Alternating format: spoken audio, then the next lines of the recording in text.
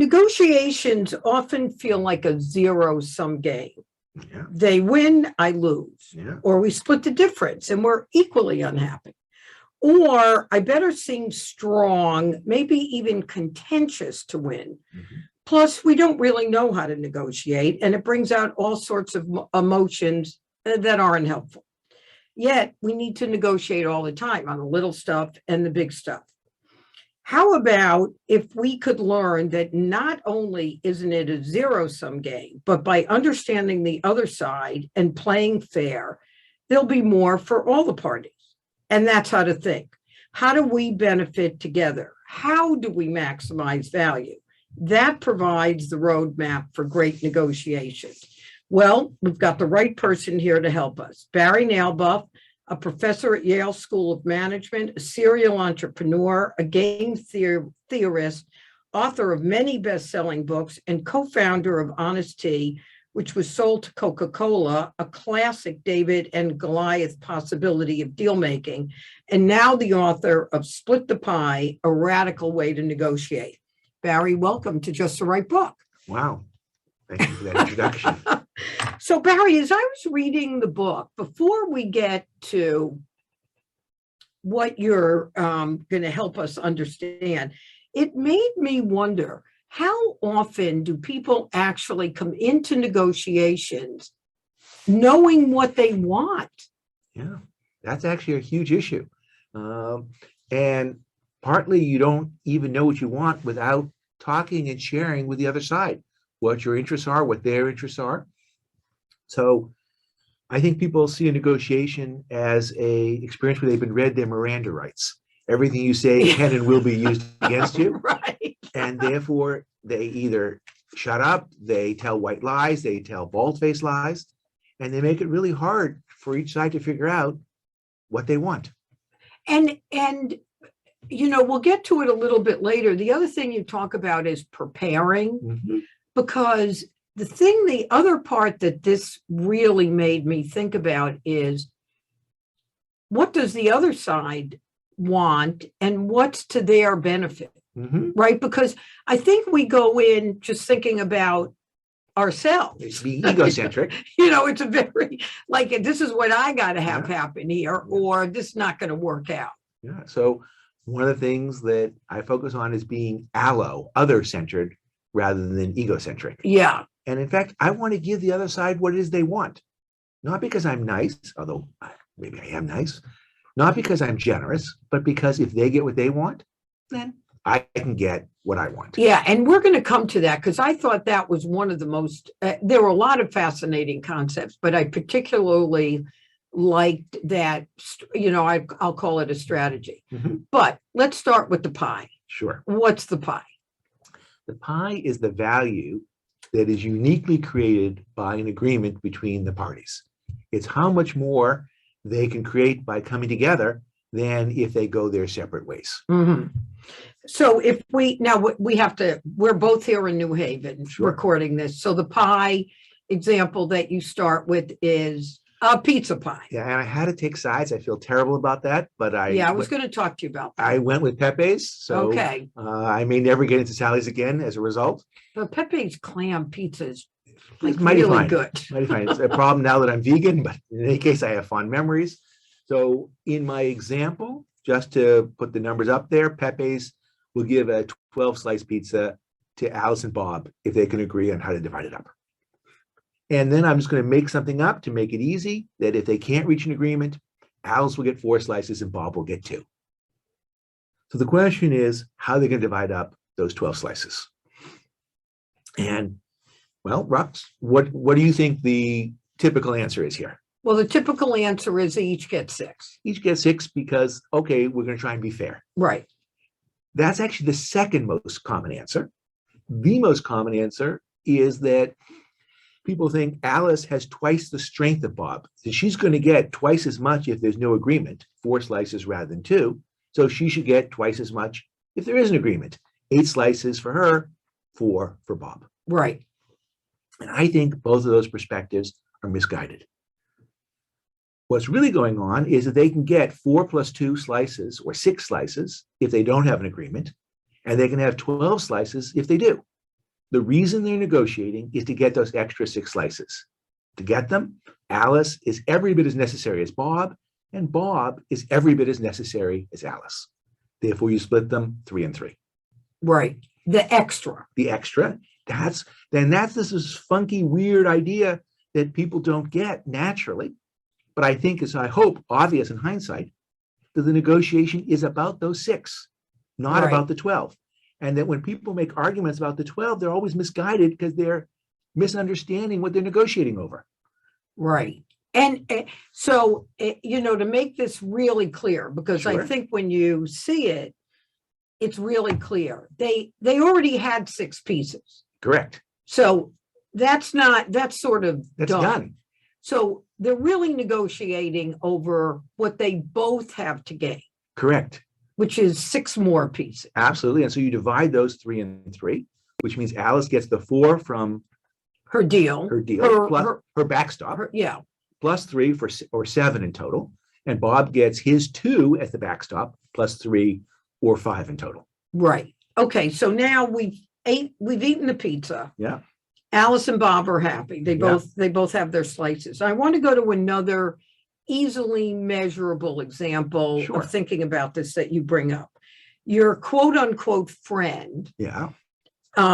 Unwisely registers a trademark before he applies for his URL, and not realizing the trademark registrations are public. They have to be public because otherwise you couldn't object to them. You'd have to know Exactly. what somebody's applying for. So there are people trolling out there immediately watching for these trademarks. And if the URL is available, they scoop it up so they can, troll you.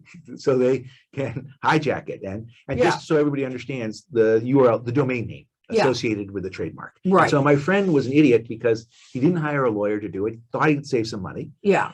And That sounds just like a friend I know. yeah. And so as a result, didn't know that he should be buying the domain name before finding the trademark. So he gets this letter, an email saying, hey, you want this domain name?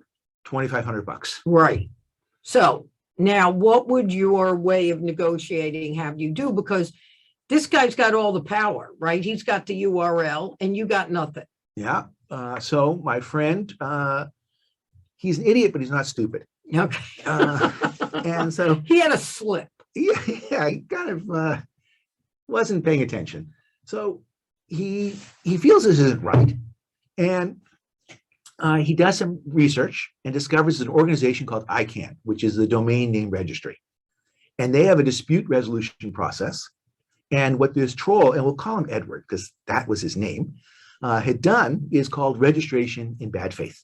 Mm. So essentially, if they go to ICANN, my friend will get the domain name back. The only problem is ICANN charges $1,300. Right. All right. So this is how they make money. well, they have costs. They have to Yeah. do something. So at that point, my friend writes to Edward and says, hey, that $2,500, I'd rather pay ICANN $1,300 and you would get 0. Right. Now, Edward is experienced in this. He has gone to ICANN many times and lost. And so he writes back saying, $1,100, that's as low as I'll go. An ultimatum. An ultimatum. Now, first off, think about what Edward's first strategy is. And this is a common thing that people do in negotiation. They try and soften up the other side. They try and start high. And essentially, it's sometimes in behavioral economics, it's called anchoring. So essentially, $2,500. Wow, that's a scary number. And that's what we're going to start with. And then my friend points out, look, there's another option here, $1,300. And the lingo for negotiation is that's my friend's BATNA. His best alternative to an agreement, which is he could just pay ICANN $1,300. Right. Now, what Edward has done is propose a very uneven division of the pie. So actually, here's now, I'll flip the question. So what is the pie in this negotiation? So the pie is the $1,300. Oh my God, it's poetry. It doesn't get any better than that. Because look, whatever happens, my friend's going to end up with the domain name. Either ICANN's going to give it to him or Edward's going to sell it to him. So the only reason they're having a negotiation is to save the $1,300 ICANN fee. Right. Okay. If my friend pays $1,100, then Edward's up 1,100 and my friend is only saving 200. Right. That's not a good deal. That is not a fair deal. It's a better deal than no deal. Yeah. But it's not fair. Right. Now, one lesson that I try and teach is don't fight fire with fire. Fight fire with water. Put out the fire. So you could respond and say, Edward, I'll give you 200. That puts me up 1,100 and you only up 200. Right. That's fire with fire. That's fire with fire. And I think the result of that is Edward gets upset. It's like, and that's my final offer and I won't go above 200. Emotion. And let me go right back to the first thing that you said when we started, is that people think of negotiations as zero sum. Right. Actually, here's the thing. So we think it's a zero sum between how we're going to divide up that 1,300. But if they can't reach an agreement, the 1,300 is lost. It's a negative sum. Right. And so actually, Edward gets zero, my friend loses 1,300. So the real thing is, if you can come up with something that's fair, you actually get an agreement, because people will walk away from deals they think are unfair. Right. So instead of coming back and saying 200, my friend says, look, if I were to offer you 200, I'd expect you to reject that, because that's unfair. So you're taking his side. Saying, look, I'm not going to do that. And I'm basically trying to say, and for the same reason that I wouldn't expect you to accept 200, you shouldn't expect me to accept the 200. There's 1,300 to split. I'm prepared to do that 650, 650. Right. You'll be 650 ahead. I'll be 650 ahead.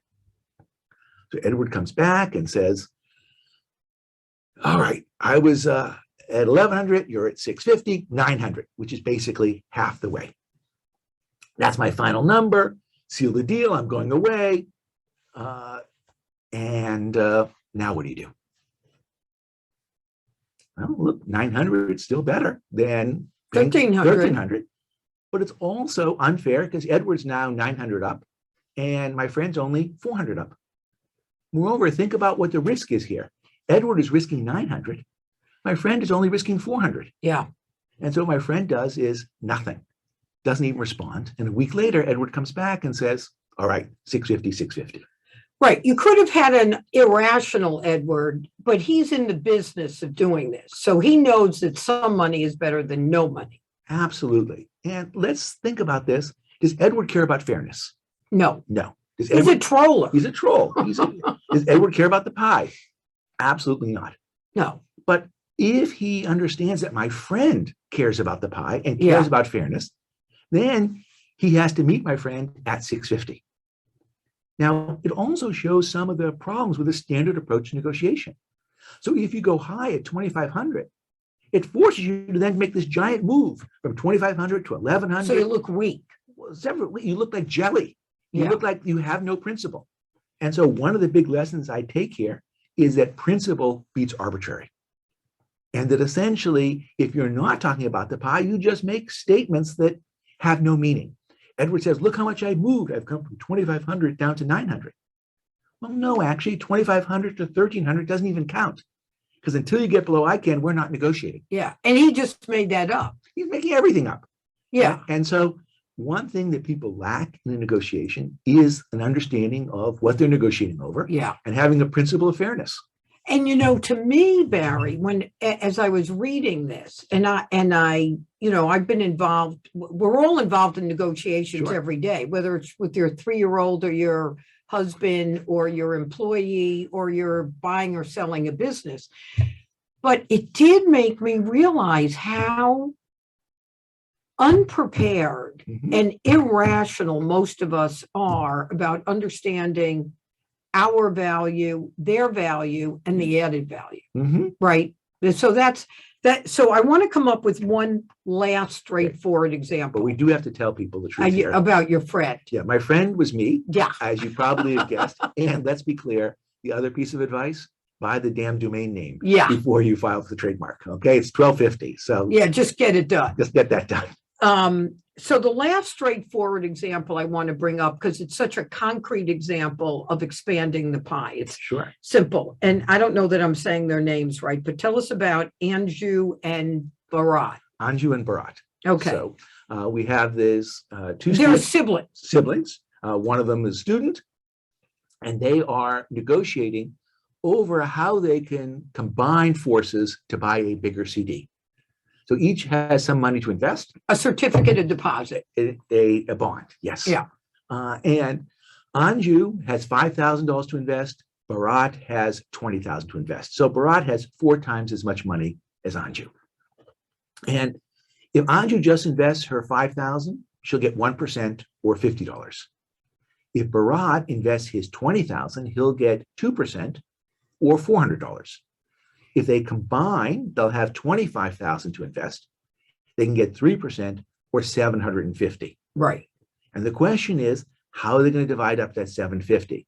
Because if they can't agree on that, then they're stuck back at the 50 and the 400. So mostly you would think that the answer is the one who got 20,000 gets 3% on her 20, and the one who has 5 gets 3% on his 5. Yeah. So right. That's what looks logical. So let me actually take you a step back. Remember your first answer to the pizza? Yeah. You divide the 12, 6, and 6? Yeah. Well, you didn't say that here, because if you divide the 750 evenly, that's 375 to both sides. That's worse than what Bharat can get on his own. Yeah. So that's already a proof of what's wrong with just the split, with just the even split of the wrong thing.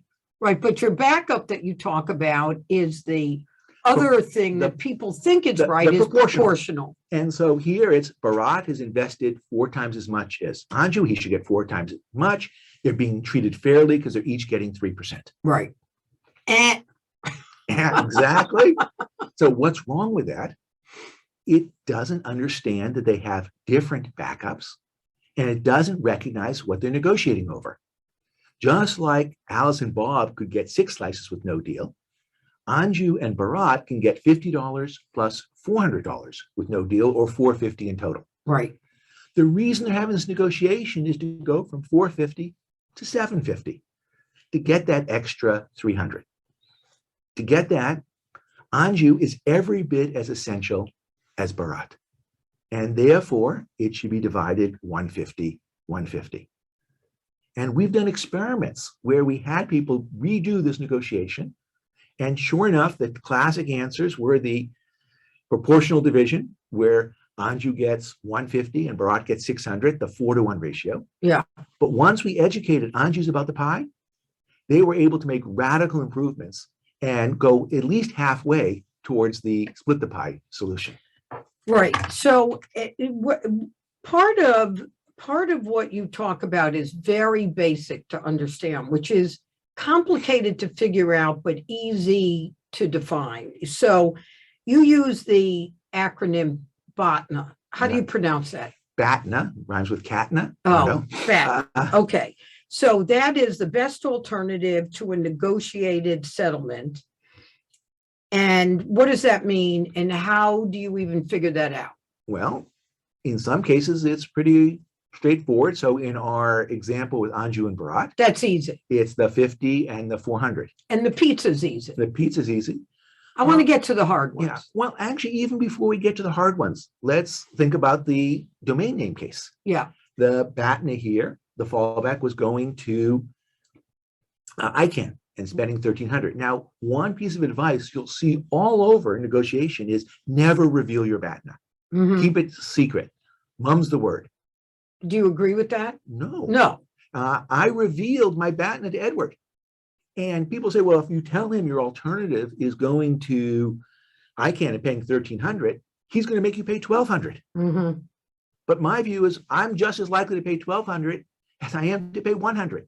I'm not going to be driven to my BATNA any more than I expect the other side to. Mm-hmm. That once I understand we're negotiating over the pie and I'm going to split it, I'm a whole lot more protected in terms of revealing my BATNA. And what that did is just get us into the realistic zone right away and saved a huge amount of time. Yeah. So when I was reading it, so I read your book, right? I'm not going to interview and not read. That's who you are. Okay. And then I begin negotiations. Mm-hmm. And the other person hasn't read your book. Yeah. Poor fool. Right. He just hasn't read it. How do I even start the process? Because here's one thing that you say in the book. You quote Chris Voss, who interviewed, he is the author of Never Split the Difference. And he suggests opening a negotiation with a promise to be fair. Now, Absolutely. here's the way I feel about people who say, I want to be fair. The F word. Yeah, it's like when somebody tells me they're going to tell me the truth. So you tell other people not the truth. Yeah, like if I ever hear somebody say honestly, I'm watching my pocket. Yeah. Oh, I feel that way about fair. Yeah. So do you agree with that? You start with that saying, because you're going to have to educate the other person about this theory of negotiating. So would you really start by saying, I want to be fair? Well, one place I disagree or move from Voss, Chris, if you'd like, is that if I'm going to talk about being fair, I'm going to explain what I mean by it. Okay. And I think that makes a big difference because a lot of people in our interest rate example will say that the 4-to-1 ratio is fair. Yeah. And if you're Barat, it sounds fair to you. It just isn't fair to Anju. And so we have to be very careful about throwing that word out. So what I'd like to do is start a negotiation with a discussion of how we're going to negotiate. And essentially, the worst thing is to start with price. The next better thing is to talk about interest. Why? What do we care about? What are your hopes and dreams? Right. What I want to do even before that is to say, can we agree that what we're trying to do is create a large pie and split it? Because if we can make that agreement, then I know we're going to have a deal and we can spend our efforts on making that pie as big as possible. Right. That could be a little bit forward. And so perhaps you want to start with humor. Something like, so what do you say we each act like jerks, take a zero-sum mindset, try and lie and take advantage of the other as best as possible? And when they say, maybe not, it's like, okay, good, because I didn't want to do that either. Yeah. I got this book here, Split the Pie, and there's this new idea. And if we can agree on creating a large pie and splitting it, we're good. Yeah. So let's go to this example, because anybody listening to us could say, well, that's fine. You know, Barry's a guy who went to MIT, teaches at Yale School of Management. You know, what does he know about real life? Yeah. But as I said in the introduction, you had a classic David and Goliath example. You and Seth Goldman, who was a student of yours, created a company called Honest Tea, like we're drinking. And it started out, you were going to partner with Coca-Cola to save bottling costs, but you ended up selling the company Coca-Cola. So share with us what you negotiated, and then I have some more questions. Well, so you're not merely an academic. Well, I can be merely an academic. No, I know. So Seth and I had been working on Honest Tea for 10 years, and we had built this business from organically from zero to a little over 20 million in sales. Right. And I remember when you were doing this, when you started. Yeah. None of my colleagues invested, which is they're sorry about that. Yeah. So Coca-Cola had a partnership with Nestle that was creating Nestea that had prohibited them from doing other investments in the tea space. And that partnership had ended, and that allowed them to venture in the tea world. Yep. And they wanted to buy us. We were the #1 brand at Whole Foods in every region of the country, the fastest growing brand. But we had a problem, which is we were too small. Coca-Cola is excellent, awesome at taking companies from 100 million to 1 billion. They also can take a company from 50 million to 0. Yeah. So we all agree. And the acquisition world is strewn with startups like yours that got destroyed by its big acquirer. Yeah, you have to be large enough to fit into their system. You have to have a brand that's well enough known. You have to be able to sold outside of Whole Foods, but in Publix, in Stop and Shop, and the like. Right. So we agreed they'd buy us in 3 years. We agreed they'd help us with manufacturing, with distribution, with purchasing. But you can also see what the problem was.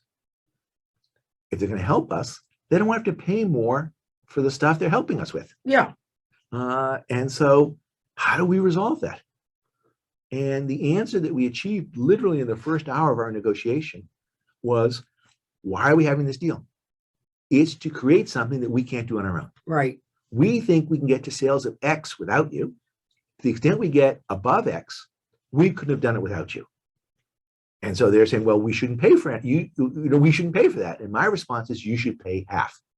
Because it's true, we can't get there without you. But they can't get there without you. We need each other. And so therefore, let's agree to make this pie as big as possible. Let's work to make that happen. You'll pay full price up to X and half price thereafter. So Barry, here's the question that I had. So that was brilliant and it worked out spectacularly well. And the company grew, I think you said, 10 times Sure. revenue. But one of the things that I saw in my days as an accountant, or I see now when I read about it, is you sell to a Coca-Cola. Yeah. And even if Seth goes to work for Coca-Cola, so he's inside because you have mutual interest in Sure. growing this company. Coca-Cola is a big company. Yeah. Seth might not, Seth, Yeah. or Seth in particular, might not get agreement about the kind of marketing that they want to do, the kind of branding they want to do. So how do you, in that situation, which you now really are in David and Goliath territory, what is it that contributes to retaining enough control to make happen what's in your mutual best interest? The good news is we had 100% control. So why was that? That was part of our agreement. We were worried about exactly those issues. Yeah. And actually, Coca-Cola was aligned with us on that. Is that typical or untypical? This was Is untypical a word? Atypical. Atypical. Yeah. Atypical. Yeah. They understood that they have a challenge dealing with companies that are too small. Yeah. And so they had created a whole division to help startups. Interesting. To incubate them. And that was part of what was attractive about this, that we could retain control and do the growth during those 3 years. And we managed to grow from 23 million to 75 million during that time. So, and you split that. We split the part above X, not above 23 million. And let's be clear, there was a negotiation and disagreement about what X is. And there's a disagreement about what the price for X should be. But those, I'd say, are data questions. And what we're trying to do is move a negotiation from a theory, how we're going to split something, to, all right, we've agreed to split it. Now let's just figure out what the market numbers are. Right. But, part of what, I've seen, you and I have both seen projections done up, where there's so much speculation involved. How do you ground all that speculation? Well, so in the end, that's why it was a challenge, and it's a data exercise. It's okay, what is the growth rate of your existing products? What are the markets you're in? What are the markets you're going to go in? What are the new products you're bringing to bear?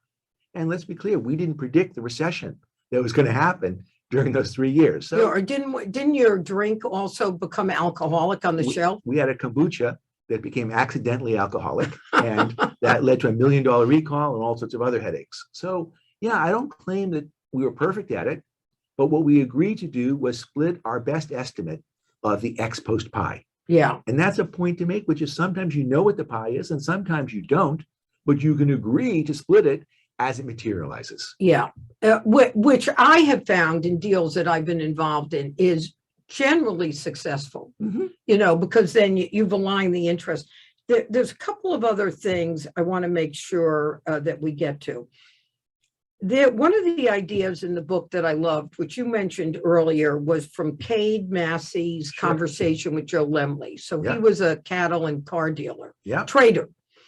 And Joe Lemley's comment was, if you can figure out how to give the other guy what he needs, or better, what he wants, you can get just about anything from him. So how does that work in real life? Let me give you an example. Okay. Somebody's selling a gas station. And what they're hoping to do is take a round the world trip on their sailboat. Right. And what they've done is they've priced the gas station in a way that's wholly inappropriate. they've priced the station based on the cost of the trip. Now, that's not a good argument. It's Yeah, not a because what principle. does that have to do with the value of the gas station? Exactly. And so, But that's what he wants. that's what he wants, or better yet, it's what he needs, and better yet, what he wants, if you Yeah. like. And when I see people negotiate this case, they get all mad at the person. It's like, get a grip. Your station isn't worth that You're much. an idiot. Yeah. And it just goes downhill from there. Yeah. When students are curious, when they're empathetic, it's a completely different story. It's like, wow, a trip around the world. That's amazing. Look, you're a young man. What are you planning to do when you come back? Like, oh, well, actually, yeah, I'm not planning to retire. I'm going to need to find a job. I'm going to need to find a place to live. I'm going to have to sell my boat. Mm-hmm. And like, oh, well, you're a great manager. Can we hire you when you come back? Oh, you've got a boat and all your wealth is tied up in the boat.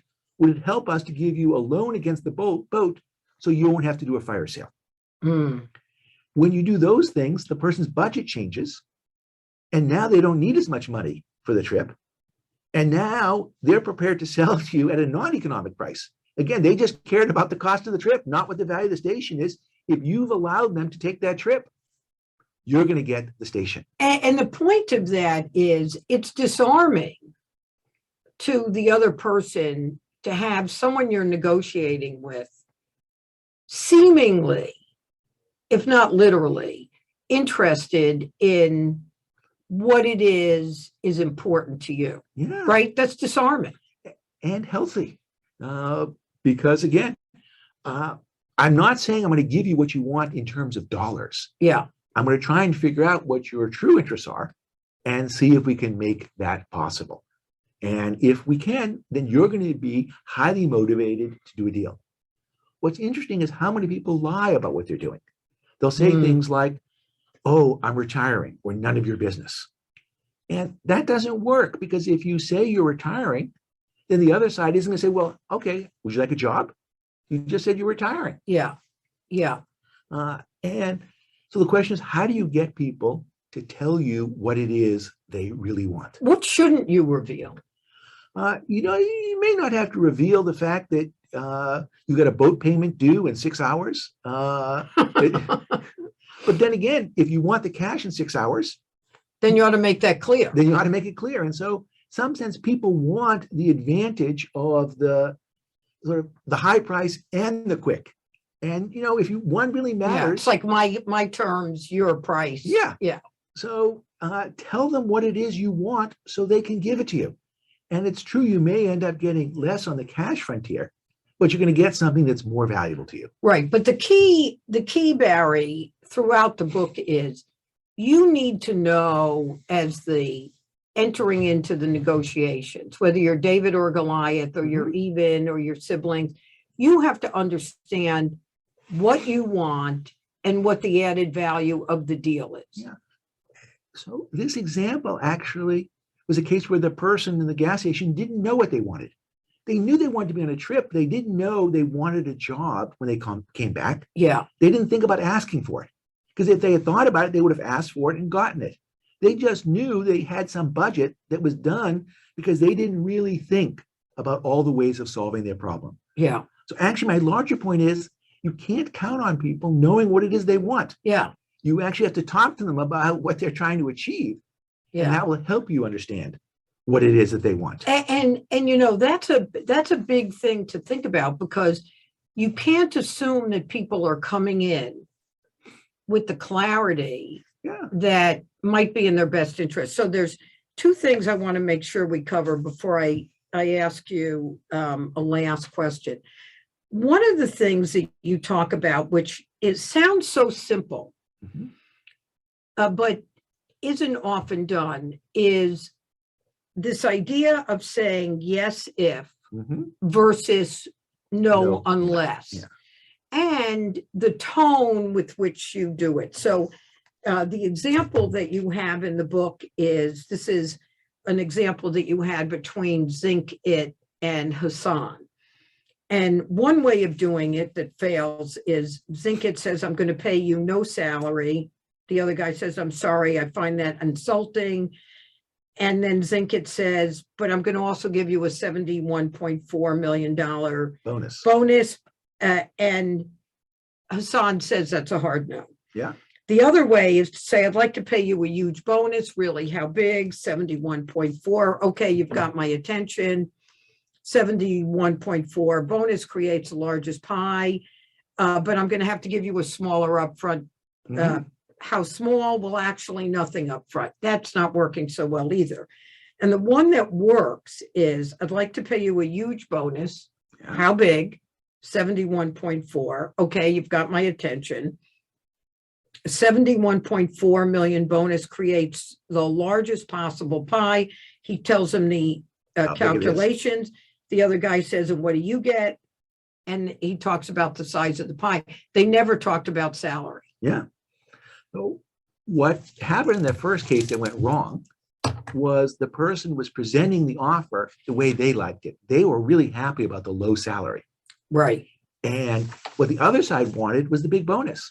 And so tell the other side what they want to hear, which is, hey, I'm going to give you this fantastic bonus because you really like bonus. Right. And then get you excited about that.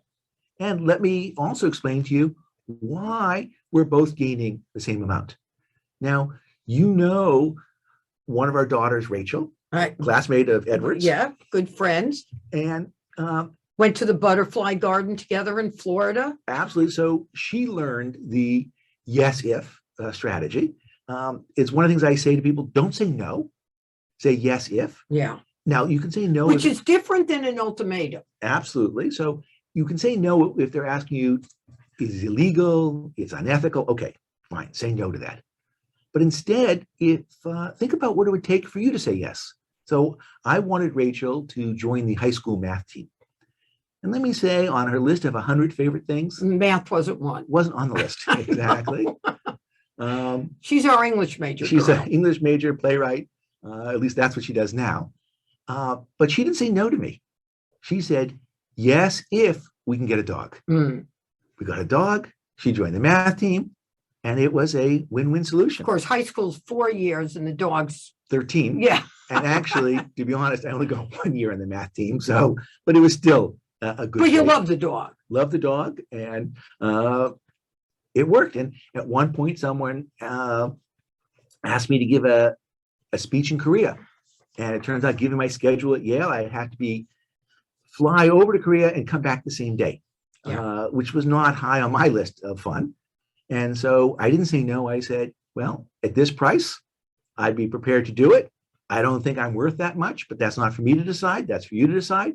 And they paid. They said yes. And I learned that if you go to Korea for 8 hours, you don't get jet lag. So it was not as bad as I was anticipating. But you know, Barry, that whole notion of yes, if, as opposed to no, unless is one of the critical things to think about in all conversations. You know, it's such a big deal to be thinking yes, if. Yeah. And let's take that to just an average, ordinary job negotiation. You want the person to go out of their way to make an exception, to give you the higher bonus, the higher salary, the more stock. And if they're going to do that and go above their heads or make the exception, they want to know they're going to be successful. Yeah. Because the worst thing is they do all that and you use them as a bargaining tool to get a better deal at your current job. And then they can't go to the well again. The HR person is stuck. Yeah. Let them know, yes, if you do these things, I want to say yes. I'm prepared to say yes right now. There is no more deal to no more. It also leaves room, though, for negotiation if you say yes, if. There's no room if you say no. Or no unless. And then the problem is they offer you something better, but not quite what you've asked for. Yeah. And you change your story. Well, wait a second. I thought you said no unless. Why am I even bothering? But the other part of this that is presumptive is having the confidence. You know, I'm thinking of salary negotiations. Having, and you have an example in the book about a way to ungender gap things, but all of this is about understanding your worth first as a person, as a company, You really do have to, because what I think happens, I'm just thinking of salary negotiations. I have people, I've been hiring people for 50 They something don't work at years. RJ Julia just for the love of it. Does it get to the? Well, at BDO Seidman, they did it for both. But even at RJ Julia's, you want to be fair, Sure. right? You want to pay. But I think some people are afraid to say, well, this is what I think I'm worth. So they want to see what you're willing to pay. And you end up with just a messy thing where people are not happy. Say what you want. There's another problem too, which is you have to be prepared to say yes when they hit the if. That's right. And if you're not prepared to do it, well, then don't do the yes if. And that's another statement, which is, okay, am I really happy? Is this the place I want to end up? So that's right. It has consequence when you say that. Yeah. And therefore not saying it also has consequence. Which is why, one big takeaway, I think, Barry, is before you get involved in any negotiation, to really be thinking about your value, what you're looking for, what's acceptable, what's unacceptable, and then deal from a place of a lot of clarity. Yeah. And let's be clear, you can also ask the other side for help in this regard. And so recently I was involved in helping New Haven negotiate with the airport. And we have a new airline and we're going to have a new terminal. And we didn't know anything about this, but we said to the other side, you have to show us your spreadsheets. Yeah. You have to show us how much money you're planning to make here, because that'll help us. Because I got to be able to go to the mayor and say, what they're offering is a fair deal. And if you're not prepared to show us I want you to make money because I want you to come here. I want this to work. But essentially, I need your help. Or you can also say the flip of this. Help me understand why in the past these super smart people you've hired have failed. Yeah, we've watched it. And if they tell me why this other person they've hired has failed, then I can learn either, whoops, I'm like that person, so I shouldn't take this job. Or, no, here's why I'm different than that person. Yeah. Which means we're going to actually create a bigger pie together, which then gives you the confidence to be more generous when trying to hire me. Yeah. So Barry, as a final question, I want you to earn the big bucks you're getting paid to do this podcast. So all the examples we've used are economic. Yeah. Right? They're deals. Well, I don't know, dog for math team. Would you call it? Okay. But we have a man by the name of Vladimir Putin. Yeah. So now you've got all the things. He's seemingly irrational. He's willing to take risks that you think people. How would split the pie work in negotiating with Vladimir Putin and the Ukraine? Well, not everything is a negotiation. Yeah. And when the other person's goal is to destroy you, you don't always negotiate with them. Yeah. So I'm trying to bring temperatures down and apply logic. One of the lessons that I learned from Bill Urey that I think is quite right. He's the author of co-author of Gain to Yes and many other books, Getting Past No, is write the other side's victory speech. So what is it that Putin will be able to go back to his country and say, this is why we did it? Yeah. And boy, that is looking hard to do. Yeah. And that's why people are so pessimistic about how we'll ever get out of this, because I don't see how they come up with a win. Yeah. That's what's disheartening is not even a good enough word. It's tragic. It is tragic. And I think that there was just terrible misunderstandings, misinformation, misalignments that I don't know if any changes could have been done to prevent it, because this may have been his plan, what he needs to do to stay in power. The Crimea takeover invasion was terrific for his popularity. And so, okay, I need another wag the dog. I need another case of a simple, easy victory. And it was a major miscalculation. Yeah. So I do think it's important. I mean, that is an example of when you end up with an irrational person who's willing to destroy things. But I don't think mostly in the practical world do you end up with that. Yeah. Or if I find the person out there like that, my goal is not to negotiate with them. Yeah. Because it's not going to go well. And I want to learn that as early on as I can. Yeah. The good news is that most people you're negotiating with Or not. no, and you may think they're that way because they're acting like a jerk, but their mother loves them, and that actually they're probably not a jerk. They just have never been trained in how to negotiate. And so help them out. Fight fire with water, give them a framework, appreciate that you are acting in a fair way. So you've got the principle, they're all emotional, bring the logic to bear. And I do think, I want to, I want to thank you for joining us to have this conversation. And I want to encourage our listeners, I did find, as I have all your books, Barry, I mean, like one of the books I still reread is Co-opetition, which is of a similar ilk. I only have one theory. You have one theory. Cooperate. Well, no. Let's be clear. Cooperate and compete. You cooperate to create a pie. You compete to divide it up. But if you can agree on how you're going to divide it up, we've solved the hard part. Now we can focus on the cooperation part. Yeah.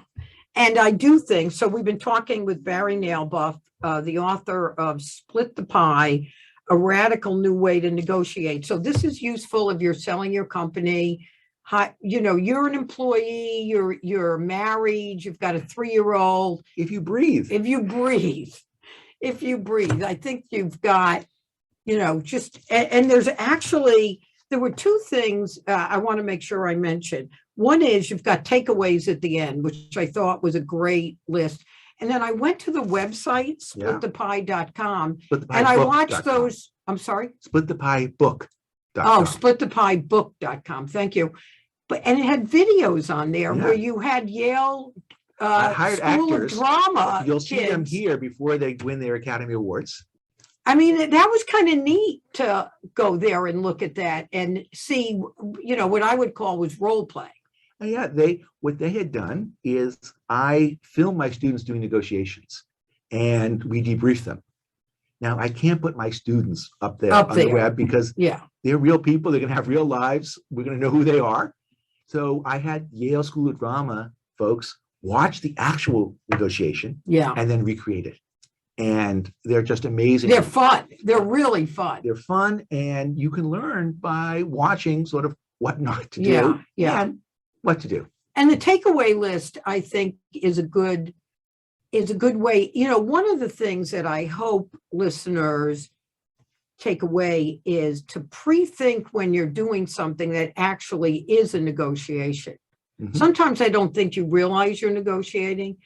And there's a lot of tips in here, like the yes, if, that are useful in any conversation where you're trying to come to an agreement.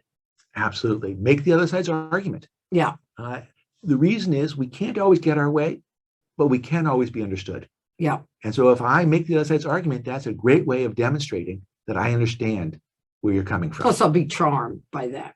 Yeah. All right. Well, Barry, thank you so much. Lots of success with the book. And thanks for joining us on Just the Right Book. Thanks for helping make a giant pie today.